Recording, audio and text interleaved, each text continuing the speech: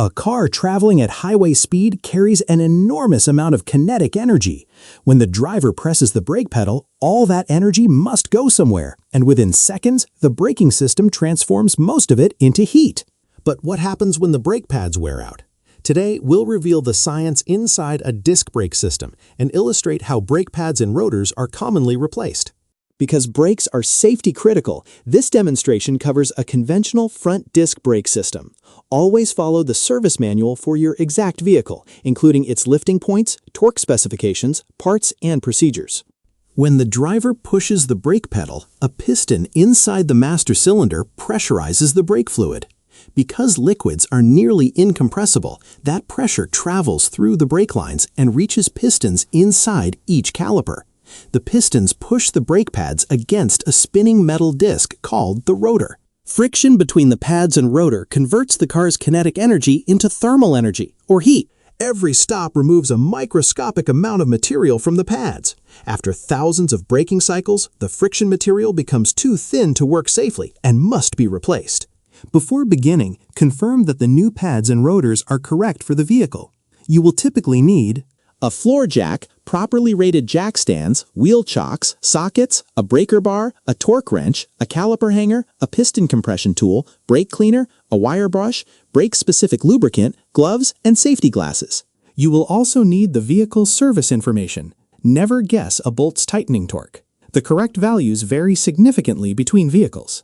Work on a hard, level surface with good ventilation. Never blow brake dust into the air with compressed air. If you find leaking brake fluid, a damaged hose, a seized caliper, or anything you do not understand, stop and have the system inspected by a qualified technician. Because we are servicing the front brakes, place the transmission in park or in gear for a manual vehicle, switch off the engine, apply the parking brake, and chock the rear wheels. Before raising the car, loosen each front wheel's lug nut slightly. Do not remove them yet. Locate the manufacturer's approved front lifting and support points. Raise the vehicle with the floor jack, position the jack stands, and slowly lower the vehicle onto them. Confirm that the vehicle is stable before continuing. Remove the lug nuts and wheel, then place the wheel somewhere it cannot roll away. Before removing anything, inspect the assembly. Look for brake fluid leaks, cracks or bulges in the hose, damaged piston boots, excessive corrosion, and unusual pad wear. The pads on opposite sides of the rotor should have reasonably similar wear. A large difference may indicate seized guide pins or a sticking caliper. Take a reference picture showing the position of every spring, clip, and wear indicator. Under the hood, check the brake fluid reservoir. As the caliper piston is compressed later, the fluid level may rise. Monitor it carefully and prevent it from overflowing. Never press the brake pedal while the caliper is removed. Remove the guide pin bolt specified in the service manual. Then carefully lift the caliper away from the rotor. Immediately suspend it from the suspension using a proper caliper hanger. A hanging caliper can stretch or internally damage the hose.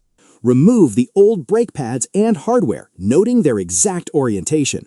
Compare the old pads. Tapered or severely uneven wear is a clue that another component needs attention.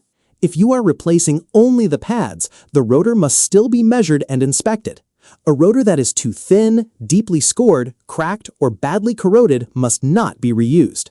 To replace the rotor, remove the caliper bracket using the correct socket and breaker bar. Some vehicles use a small retaining screw or factory retaining clips on the rotor. Remove these before trying to pull the rotor from the hub.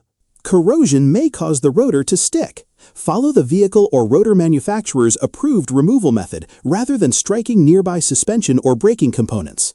Once the rotor is removed, clean corrosion and loose debris from the hub's mounting face. The new rotor must sit perfectly flat. Even a small amount of trapped rust can cause lateral runout, pedal pulsation, and uneven braking. Avoid damaging the hub or removing its base metal. New pads are thicker, so the caliper piston must be returned to its retracted position. On this conventional front caliper, place an old pad over the piston and compress it slowly with the correct tool. Watch the brake fluid reservoir as the piston moves inward. If the piston will not move smoothly, stop. Do not use excessive force. Some calipers require the piston to rotate, and electronic parking brake systems may require a special service mode. Inspect the piston's rubber boot for damage. Clean the caliper bracket and install the new hardware supplied with the pads. Apply only a thin film of compatible brake lubricant to the contact areas identified by the manufacturer. Never place lubricant on the rotor or the friction surface of a brake pad. Clean the new rotor according to its manufacturer's directions. Some rotors have a protective oil coating that must be removed, while certain coated rotors arrive ready to install. Position the new rotor on the clean hub. A hand-tightened lug nut can temporarily hold it in place while the remaining components are installed. Reinstall the caliper bracket. Start every bolt by hand to avoid cross-threading. Tighten the bracket bolts with a torque wrench to the exact value in the service manual. Do not invent a torque value, and do not add thread locking compound unless the repair instructions specifically require it. Install the new pad hardware, followed by the inner and outer pads. Make sure each pad is correctly oriented and that any wear indicator is placed in its specified position. Check that the guide pins move smoothly. Service or replace them only according to the manufacturer's instructions, using a lubricant compatible with their rubber boots. Slide the caliper over the new pads without twisting the brake hose. Reinstall the guide pin bolts and tighten them to their specified torque. Brake pads and rotors should normally be replaced in matching pairs across the same axle.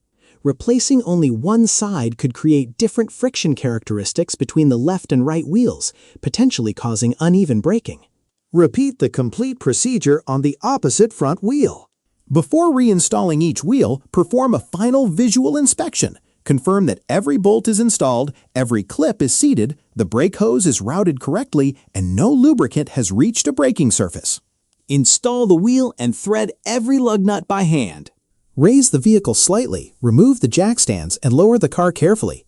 Tighten the lug nuts in the manufacturer's recommended sequence, usually a crossing or star pattern, using a calibrated torque wrench. Final wheel tightening should never be performed by guessing or relying only on an impact wrench.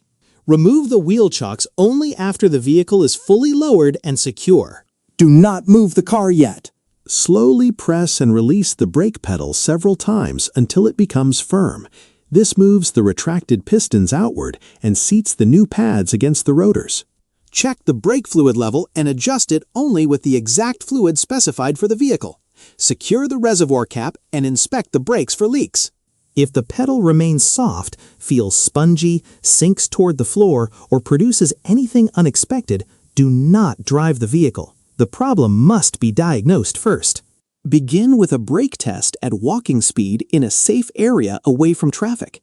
Confirm that the car stops straight and that the pedal feels normal. New pads and rotors may also require a bedding procedure. Bedding gradually creates an even transfer layer of friction material on the rotor. Follow the exact procedure supplied by the brake manufacturer because the required speeds, stops, and cooling periods can vary. And that is the science of changing disc brakes. The pedal creates hydraulic pressure. The caliper converts that pressure into clamping force. Friction then transforms the car's motion into heat. But remember, the repair is not complete when the final bolt is installed. It is complete only after every fastener is properly torqued, the pedal is firm, the system is leak-free, and the brakes pass a controlled test. If you enjoyed exploring the engineering behind everyday machines, subscribe to Infinite Science, where science is not just explained, it is brought to life.